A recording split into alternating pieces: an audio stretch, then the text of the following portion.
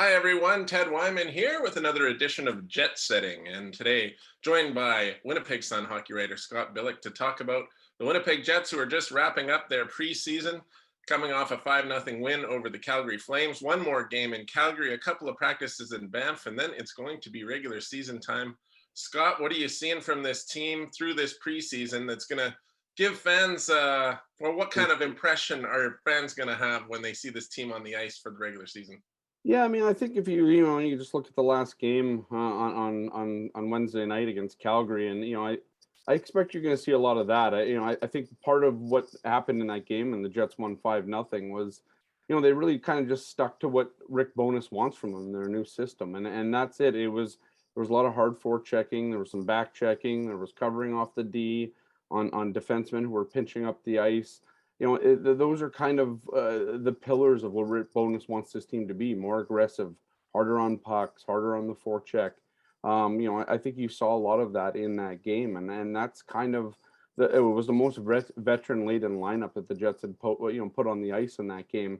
You would like to see some of the defensive mishaps obviously kind of get cleaned up before next Friday, October 14th, when they face the New York Rangers to start the season. But with the fact that they have one more game on Friday night in Calgary, and then a slate of practices in Banff with what will eventually be the opening night roster and just the team that they're going to take into the regular season to begin it.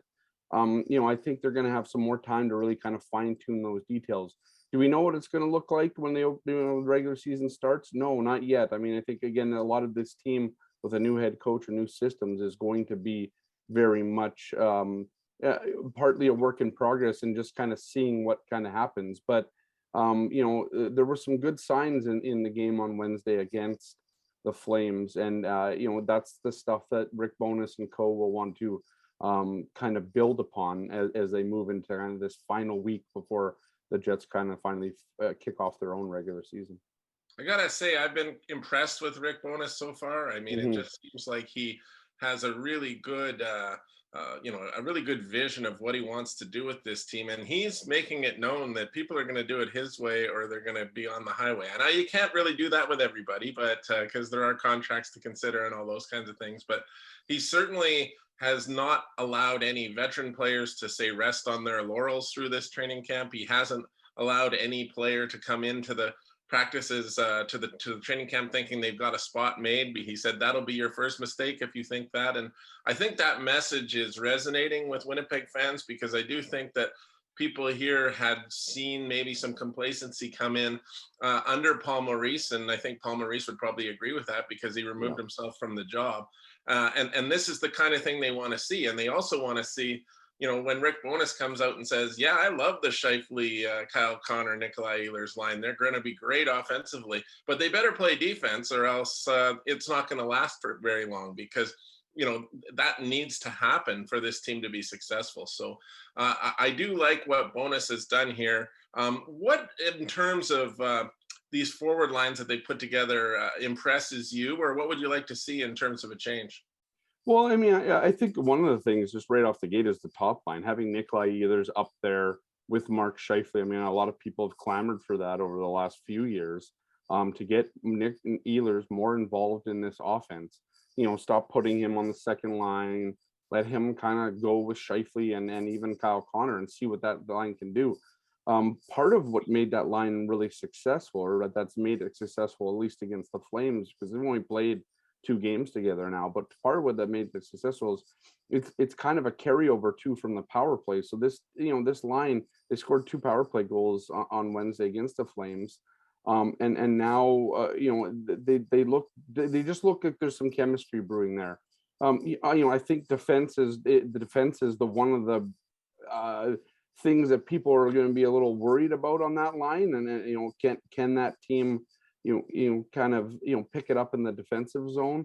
Now I think you saw a little bit of though against the Flames in that win, where they were back checking, and there were more of a commitment to what they want, what Rick Bowness wants from this team. So I think that's one of the lines, and Rick Bowness has made no bones about it, that he needs that line to be the top line and a dominant line. He said every team has one of those types of lines that is just, a far and away the number one line.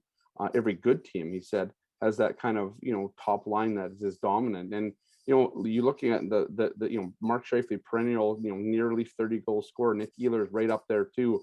Kyle Connor maybe hits 50. I mean, it's not impossible to think that this team, that line alone, could contribute 100, 110 goals to the Jets this season if they stay healthy, especially because they're going to be on the power play together. So, I think what's lacking on this team, of course, is going to be the bottom six. And I don't know, it's just potentially because we don't know what it's going to look like. I mean, we know, I think, we can say that, safely that Saku Manalainen, David Gustafson, and Sam Gagner are going to be this team's fourth line. It's more offensive, in my opinion, than fourth lines of old on this team, which have just been veteran-laden penalty killers who, kind of are long gone past their prime years. David Gustafson's, I believe, 22. Sam Gagner is obviously the elder statesman on that line, and Saku Manalainen is only 28. So, I think there's some improvement there in terms of scoring potential.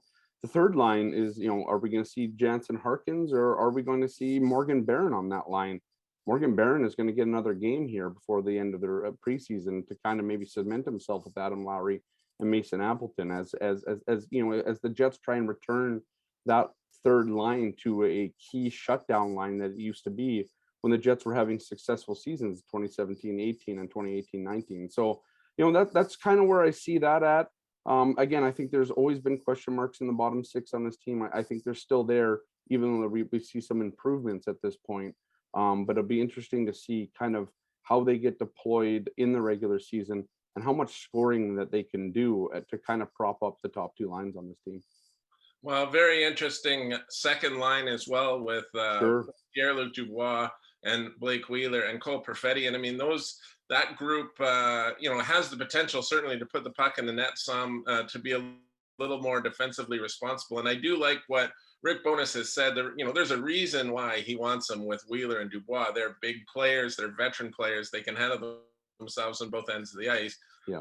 Cole Perfetti is being sheltered somewhat here because he isn't a very big player. He's going to deal with, a lot of physical intimidation probably from other teams, but having those two guys on the line really helps in that area. And I think there's some potential there for that line to be strong. Obviously, Dubois is looking for a long-term contract here or elsewhere, more likely elsewhere, but I guess we'll see what happens after this season. But he's certainly motivated to put up some points, and Perfetti really wants to make his mark in this league. So that's an interesting one. You've written about it a lot, though, and I'll get your take on it. The defense is much more in question as to how that's going to look. Who's going to be that final pairing? Is there a chance any of these young guys can break in and bump a veteran out of the lineup? How do you see that shaking out when the season starts? Yeah, I mean, my money right now and my gut feeling is that Dylan Sandberg makes the opening night roster, and the reason for that is, both complex and I guess simple at the same time. He offers perhaps one of the safest options back there in terms of the blend of defensive, ability and offensive prowess. I mean, it's not as great offensively, but his defensive game is pretty good. And I think you saw that. He hasn't had the best preseason, but none of the guys that are in that battle really have. And that's kind of the problem for Rick Bowness and his team, is nobody's really stood out. No, Billy Heinola, Logan Stanley, kind of the big three that everybody thinks are in contention for this job, haven't really separated themselves from one another in a tangible way. But I think Sandberg offers the element of the penalty kill, which we saw. Went 6 for 6 against the Flames on Wednesday in the 5-0 win.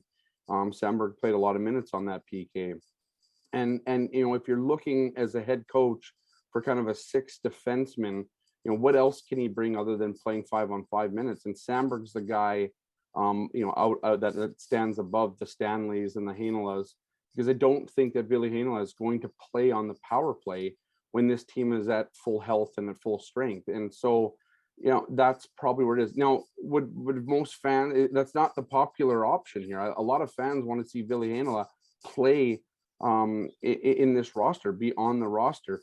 The problem is both him and Sandberg are waiver exempt, and so they're the easy ones to go. I don't think this team wants to let Logan Stanley or Jonathan Kovacevic, who we haven't mentioned yet, go on to the waivers and possibly not make it through. And so some of this is about managing the assets and not losing a guy for free. The other thing is, I think they feel that Dylan Samberg, who's played a lot with Neil Pionk in practice at least, has the inside edge on that job anyways because of his versatility. So, Ville Heinola makes the most sense offensively for what this team wants to do from the back end. But he's made some mistakes, and I think some of his mistakes are probably more, I don't want to say severe because it's not really kind of the word, but just a little more egregious than the Sambergs and the Stanleys. Although I don't think that Logan Stanley has had a very good camp in particular. And I think that's why he's also on the outside looking in my mind. I think it's Dylan Samberg who has kind of penciled himself in to that job. Although, again, I don't know how much of a stranglehold any of these guys have on it. And if you're going to carry Logan Stanley and Jonathan Kovacevic in the press box, I think this kind of competition keeps going through the season where, the best guy, the guy that kind of grabs the reins and goes with it, runs with it, is the guy that's going to be playing on a nightly basis. But, to start the season, I think Dylan Samberg might just have the edge just based on his versatility. All right. Well, thanks for that, Scott. We will find out in not too long of a time, only another week until that regular season gets underway. The goaltending situation pretty settled. Obviously, Connor Hellebuyck, number one. David Riddick, big save Dave with a shutout against his old team in Calgary there on Wednesday night, which was a pretty big deal for him, I'm sure. Confidence builder going into the season. Some news there, though, that Mikhail Burden is not going to be back with the Jets this season. We had sort of come to the understanding that Arvid Holm maybe had passed him on the depth chart as it was anyways. What do you know about that? And, what effect does that have on the Jets for this season? Yeah, I mean, not a lot. I mean, in terms of, they save some money on the salary cap and they don't have to pay him. So they save some real money as well. Mikhail Burden, if he was anybody, you can look at his agent's tweet, Dan Milstein, saying that, Burden, wishes to go home. Essentially, he's going to play in the KHL this season back home in Russia. It's kind of confusing at first because, they blend in the behavioral health program and the substance abuse program kind of in the same, well, they're the same program. And so you kind of left wondering, well, is it one or the other? I'm told, and just to be clear here, there was no substance abuse issues from multiple sources, including his agent, saying that's not the issue for Mikhail, and it's mostly, this is a guy that wants to go home and be closer to his family, and his agent has said as much. So there's no worry in terms of that. I guess in terms of the substance abuse part of it, which is obviously good. But mental health is a priority as well, and a part of that program, and that's what's leading Mikhail to be going back home. So you're right. Arvid Holm has sort of taken over as the next guy to kind of maybe be the backup here. And it's just been the way that he's played. He played really well in the preseason. In his games that he got in his time. So nothing really nefarious there on Burden. It's just kind of the way it is. It happens, and you just kind of hope that Mikhail Burden gets what he needs at home, and the Jets do retain his rights after this season. So the window is obviously open there for him to come back at any point if that's what he desires. But he needs to take his time at the moment, and all the power to him. Kind of a long-term investment there with Burden and from him to this organization. So it would be a little bit unfortunate if that relationship ends up ending before he gets a real shot in the NHL. But these things happen, and all the best to him, and of course, and Scott, all the best to you. I know you're heading off to Banff to cover the last couple of days of training camp, and then it will be hockey season, and I'm sure you're looking forward to that as much as the fans are. Indeed, yeah, it'll be good to get away and get out there and kind of get the best sense that we're going to get kind of going into the season for sure. Right on. Okay, well, you've been watching Jet Setting. I'm Ted Wyman. He's Scott Billeck. Thanks for joining us.